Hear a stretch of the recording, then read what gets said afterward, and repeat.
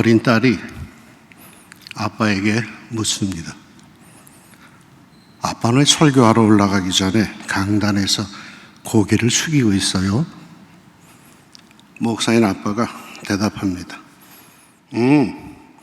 아빠는 늘 설교하러 올라가기 전에 하나님께 간절히 기도드리는 거야. 좋은 설교를 달라고. 그러자 아이가 그럽니다. 그런데 왜 안 주시는 거예요? 오늘은 주님께서 좋은 설교를 주실 줄로 믿습니다. 예수님께서 제자 셋을 데리고 산에 올라가 기도하시다가 그 밤에 거룩하고도 영화로운 모습으로 변화되었습니다. 변화 선생 이야기 다 아시죠? 그런데 그거 아십니까? 예수님은 중요한 자리에 가실 때 늘 이 셋을 데리고 다니셨다는 건 말입니다. 베드로, 야고보, 요한. 왜 그러셨을까요? 정확한 이유는 모르죠. 그러나 추측해 볼 수 있는 것은 이 세 사람에게는 공통점이 있다는 것입니다. 베드로, 화끈한 제자입니다. 논리보다는 감성이 앞서는 아주 열정적인 패션의 그런 제자입니다. 야고보와 요한 역시 베드로 못지않게 화끈합니다. 얼마나 다혈질인지 보아너게 우레의 아들이라고 하는 별명까지 주님께 얻었습니다. 고기 잡던 뱃사람들이라 그런지 아주 화끈한 사람들입니다. 생각하고 또 생각하고 그리고 행하는 사람들이 아닙니다. 아멘 하면서 그냥 튀어나가는 사람들입니다. 이 셋을 왜 주님은 선호하셨을까요? 혹시 이 사실도 아십니까? 목사님마다 설교하실 때 그 방향이 다 다르다는 사실. 늘 좌측을 바라보며 설교하는 분, 요분은 좌파.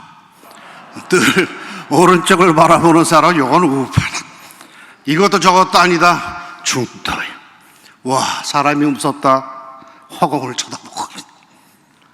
왜 다를까요? 어느 심리학자가 그럽니다. 에너지가 그쪽에서 오기 때문이라고. 마치 해바라기가 태양을 따라서 방향을 바꾸는 것과 같은 거라고 말이에요. 설교를 술렁술렁 하는 것 같지만 실상 설교자에게는 모든 에너지가 소진되는 현상입니다. 그렇게 목숨을 걸고 설교를 합니다. 이렇게 에너지가 쫙쫙 빠져나가고 있는데 어디선가 에너지가 날아옵니다. 아멘, 아멘, 오멘. 오늘 목사님 왜 이리 설교 잘하시는 거예요? 하면서 긍정의 에너지가 확 들어옵니다. 그러니 자연스럽게 그리로 끌려갈 수밖에 없는 거예요. 된 거야. 나 이쪽만 보고 할 거야 지금. 그래서 그런지 말이에요. 가만히 보면은 목사님들은 교회에서 가만히 보면 설교할 때 결코 장로님들은 안 쳐다봐. 왜? 거기서는 에너지가 안 와. 도무지. 늘 권사님들 그저 할머니들만을 청하고 있어요. 왜? 아멘은 에너지가 거기서 무지무지 오는 거야. 목사들에게 예부터 내려오는 이야기가 있죠. 설교하기 제일 힘든 것이 신학교라고. 거기서는 은혜 받으려고 하기보다는 잘하나 못하나 이걸 보기 때문에 아멘이 별로 안 나온다는데 이번에 와보니까 장신자가 변했네. 할렐루야.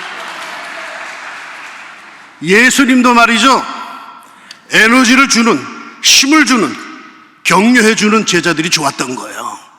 똑똑하고 뭘 팽팽 돌아가는 제자들도 있었는데 그 애들보다는 그래도 주님 주님 하는 이런 제자들이 좋았던 거예요. 마음의 위로가 되는 거예요. 뭐 걔네들이 뭐 특별한 게 있겠어? 그러나 심적으로 그 친구들이 있으면 괜히 마음이 든든해. 그냥 좋아. 우리도 마찬가지죠. 목회 현장에서는 꽁알대기보다는 여러 서로를 격려하는 동역자가 되읍시다. 목회자들끼리는 격려가 필요해요. 비난이 필요한 게 아니에요. 사랑하는 후배들, 주님이 선호하시는 긍정적이고 열정적인 에너지 충만한 사역자들이 꼭 되시기를 소망합니다. 예수님께서 이런 제자 셋을 데리고 산에 올라가 기도하시다가 그 밤에 거룩하고도 영화로운 모습으로 변화가 됩니다. 그리고 그 다음날 아침 산 밑에서 귀신 들린 아들을 데리고 와 고침받지 못한 딱한 아버지를 만납니다. 그리고 그에게 할 수 있거든이 무슨 말이냐, 믿는 자에게는 능히 하지 못할 일이 없느니라 말씀하시면서 그 귀신 들린 아이를 깨끗이 고쳐주십니다. 나는 이 말씀에서 실패한 제자들을 보려고 합니다. 제자들은 왜 실패했을까요? 제자들 당사자들도 그것이 아주 궁금했어요. 그래서 후에 제자들은 예수님께 넌지시 여쭈었어요. 왜 우리는 실패했을까요? 이에 예수님의 대답, 기도 외에 다른 것으로는 이런 종류가 나갈 수 없느니라. 기도 안 했다는 거예요. 기도하세요. 이 말에는 더 붙일 말이 없어요. 이건 아주 지극히 상식이기 때문이에요. 기본이기 때문이에요. 아니, 기도 없이 무슨 사역을 하겠다고 합니까? 기도하세요. 그런데 말이죠, 제자들은 왜 기도하지 않았을까요? 기도할 줄 몰라서 그랬을까요? 너무 바빠서 기도할 시간이 없어서 그랬을까요? 마가복음 6장에 그 이유가 보입니다. 예수님께서 제자들을 둘씩 짝을 지어서 세상으로 파송하는 장면이 마가복음 6장인데 그 7절에 12제자를 부르사 둘씩 보내시며 더러운 귀신을 제어하는 권능을 주시고 하여서 예수님께서 제자들에게 병 고치고 귀신을 쫓아내는 권능을 주셨다고 증언합니다. 그리고 13절에는 많은 귀신을 쫓아내며 많은 병자에게 기름을 발라 고치더라 하여서 실제로 제자들이 나가서 귀신들을 쫓아내고 병자들을 고쳤다라고 증언합니다. 그러니까 이 예수님의 제자들에게 있어서 병 고치고 귀신을 쫓아내고 하는 것은 이미 자기의 전문직이 됐던 거예요. 예수 이름으로 현장에 나가서 정말로 많은 귀신을 쫓아냈고 병자를 고쳤어요. 그런 중에 예수님이 안 계시는데 한 아버지가 귀신 들린 아이를 데리고 오자 제자들은 내심 그랬을 겁니다. 야, 그까짓 거 우리 스승님께까지 갈 것도 없다. 야, 그 정도 나도 많이 해봤어. 그리고는 덤벼들었던 거죠. 아마도 이들이 말이죠, 그런 일을 처음 당하는 것이었다면 잠깐만 기다리세요 하고는 철야 기도를 하고 하나님께 먼저 부르짖고 성도들에게 기도를 부탁하고 그러면서도 두렵고 떨리는 마음으로 그 일을 했을 겁니다. 그러나 이제는 그럴 필요가 없던 거예요. 왜? 전에 많이 해봤거든. 전에 그렇게 해서 성공을 많이 했대. 그 정도면 이제는 자신이 충분히 할 수 있다고 여겼어요. 한마디로 말해서 그런 일들에 이제는 익숙해졌기에 하나도 어려운 문제가 아니었어요. 그래서 그냥 했던 거야. 그리고는 실패했어요. 익숙해진다는 건 어떤 면이 좋은 겁니다. 일상사회에서 서툰 것보다는 익숙해지는 것이 훨씬 더 좋습니다. 그러나 그 익숙함이 어느 정도가 지나가면 문제를 일으키기 시작합니다. 처음에는 모든 것이 낯설고 서툽니다. 그러게 두렵기도 하고 조심스럽기도 하고 늘 신중하게 생각하고 또 생각합니다. 한 번 생각해도 될 것을 두세 번 생각하고 또 생각합니다. 정성이 들어가도 이만저만한 정성이 아닙니다. 그러나 익숙해지면서부터 별 생각 없이 행하고 말하곤 합니다. 성의도 없어집니다. 감격도 없이 기계적으로 모든 것을 대하게 됩니다. 예배당이 처음 들었을 때 뭔가 영이 짜릿해지 됐는데 이젠 예배당이 들어서면 누가 왔나 안 왔나부터 보게 됩니다. 왜? 예배당이 익숙하기 때문이죠. 성찬식 때 주님의 살과 피를 기념하는 떡과 포도주를 처음으로 들 때는 손이 부들부들 떨려왔는데 이제는 어느 것이 더 큰가? 어느 잔이 더 찰찰 넘치나? 그 짧은 순간에도 그걸 봐. 어느 초신자가 떡과 포도주를 받아들고 눈물을 흘리는데 곁에서 그 모습을 보던 집사 10호봉쯤 된 사람이 에이 뭘 그런 걸 갖고 하는 눈초리로 쳐다봅니다. 도무지 감격이 없어요. 능숙한데 감격이 없어.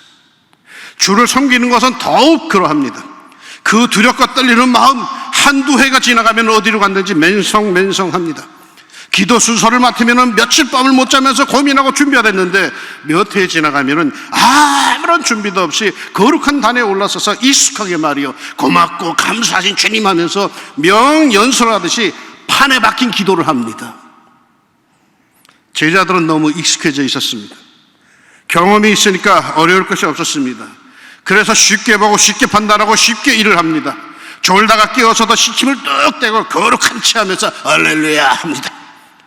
물론 자기들 전공이지만 진지함, 진실함, 두려움이 없어요. 너무 경솔해요. 그러나 주님은 나를 그렇게 대하지 않으십니다. 나보다도 나를 더 잘하시는데도 요즘에도 주님은 나를 함부로 대하지 않으십니다. 늘 나에 대해서 아주 신중하십니다. 하시고 싶은 말을 늘 조심스럽게 스스로 깨닫기를 원하시면서 찬송 속에 기도 속에 슬쩍 힌트를 주시면서 말씀하십니다. 요즘에도 찬송 중에 기도하는 중에 주님 이걸 원하셨군요 하면서 눈물과 감동 속에 깨닫게 하십니다. 나의 삶에 대해서 그렇게 익숙하신 분이 나를 훤히 아시는데도 한 번도 함부로 나를 대하지 않으십니다. 마치 주님은 나에 대해서 익숙하지 않으신 것 같아. 너 괜찮겠니? 너 이렇게 해도 기분 나쁘지 않겠니? 하시듯이 조심스레 내 인생을 이끌어 가십니다. 그만큼 나를 존중하신다는 뜻 아니겠습니까? 어디 나에게만 그러시겠습니까? 우리 모두에게 마찬가지죠. 누구보다 우리를 이미 다 잘 아시는데도 함부로 우리를 대하지 않으십니다. 함부로 나를 무시하지도 않고 함부로 내 생명을 앗아가지도 않고 함부로 나의 소중한 것들을 쓸어가시지 않습니다. 그런데 왜 내가 말이요? 왜 우리가 하나님에 대해서 함부로 대하는 겁니까? 하나님에 대하여는 자기가 마치 다 아는 것 같이 함부로 말하고 자기 생각대로만 고집을 부려 자기 스타일, 자기 취향만이 옳다고 합니다. 사랑하는 여러분, 하나님에 대해서 익숙해지지 맙시다. 주님을 섬김에 너무 익숙해지지 맙시다. 다만 하나님에 대해서 성숙한 성도, 성숙한 사역자가 됩시다. 아니 성숙한 사역자가 될 자신이 없으면 차라리 서투른 사역자가 됩시다. 머리 팽팽 돌아가는 너무 뺀질대는 목회자가 되지 맙시다. 좀 순수하면서도 터프한 목회자가 됩시다. 너무 예의 바른 목회자가 되려 하지 말고 좀 야성미가 있는 순박한 목회자가 됩시다. 열정이 있는 권세 있는 그런 목회자가 됩시다. 나는 성숙한 목사가 되기를 소망합니다. 그런데 그게 여의치 않을 때는 차라리 서투른 목사가 되고 싶습니다. 예배를 앞두고는 이를 어쩌나 나 같은 죄인이 어떻게 거룩한 하나님 앞에 이런 예배를 드릴 수 있을까? 나같이 인간 냄새가 푹푹 나는 것이 어찌 거룩한 성도들의 진심과 성심을 모아서 거룩하신 하나님께 드릴 수 있을까? 쩔쩔매는 그런 목사가 되고 싶습니다. 기도를 부탁받으면요, 내 기도도 제대로 못하는데 이를 어쩌지? 쩔쩔매는 가운데 만신당하지 않으려고 혼자 몰래 기도실에 무릎이라도 꿇는 그런 초보 목사가 되고 싶습니다. 나는 평생이지 정말 교인들을 다 사랑하다 못해서 이를 어찌 하면서 밤새 고민하는 서투른 목사가 되어서 하나님의 긍휼을 얻고 싶습니다. 야, 양 목사, 너 불쌍하구나. 너 내가 도와주지 않으면 안 되겠구나. 나는 이런 하나님의 긍휼을 정말로 얻고 싶습니다. 사랑하는 후배들이요, 신학과 목회 기술은 익숙해져도 좋습니다. 그러나 여러분의 영성과 그 심성은 익숙해지지 마십시오. 하나님에 대해서도 교회에 대해서도 교인들에 대해서도 익숙해지지 마십시오.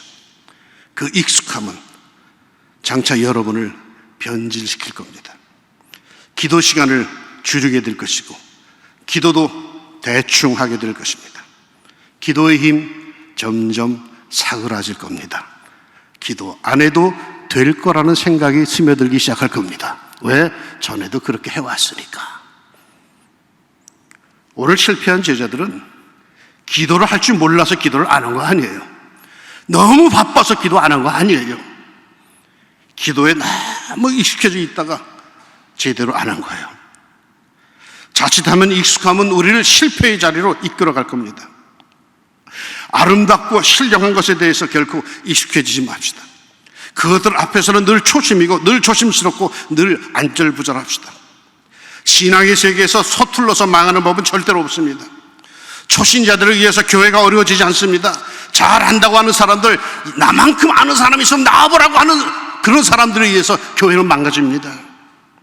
우리의 신앙, 우리의 마음, 우리의 기도 생활 마찬가지겠죠. 익숙해지지 맙시다. 그 섣부른 익숙함이 신앙적 교만과 나태, 그리고 실패를 가져다 줍니다.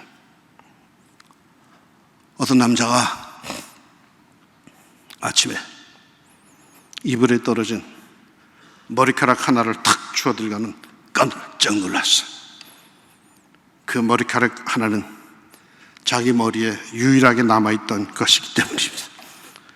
그래서 이 사람은 그 떨어진 머리카락 하나를 들고 정신이 혼이 나가가지고 그걸 손에 들고 방에서 뛰쳐나오면서 아내에게 외칩니다. 여보, 여보, 여보, 나는 이제 대머리가 되었어요. 마지막 한 가닥이 빠져버렸다고 대머리가 된 게 아니에요. 이미 대머리는 진행되고 있었던 거지. 어느 순간 갑자기 탁 변하는 거 아니에요. 갑자기 변질되는 거 아니에요. 조금씩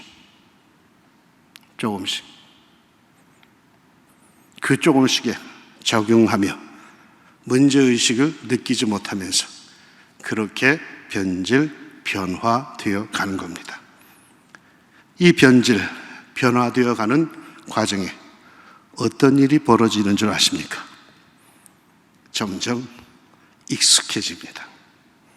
두렵고 떨리던 것들이 점점 익숙해집니다. 익숙해지지 맙시다. 사랑하는 후배 여러분, 주님 앞에서는 우리 늘 초심으로 삽시다. 기도합시다. 신학교 졸업한 지 40년 됐는데 40년 뒤에 후배들을 만날 수 있게 하신 것을 감사합니다. 40년 목회하고 그저 한마디 해줄 수 있다면 오늘 주의 말씀, 마가복음 말씀 통하여서 이분들에게 전하는 것, 제발 앞으로 너무 익숙해지지 말라고. 그 두렵고 떨리던 마음, 그 순박한 눈물들 잃어버리지 말라고. 어떤 세월이 가도 하나님 앞에서, 교회 앞에서, 교우들 앞에서 가졌던 그 순박함, 그 떨리는 심정 잃어버리지 말라고 한마디 해주고 싶습니다.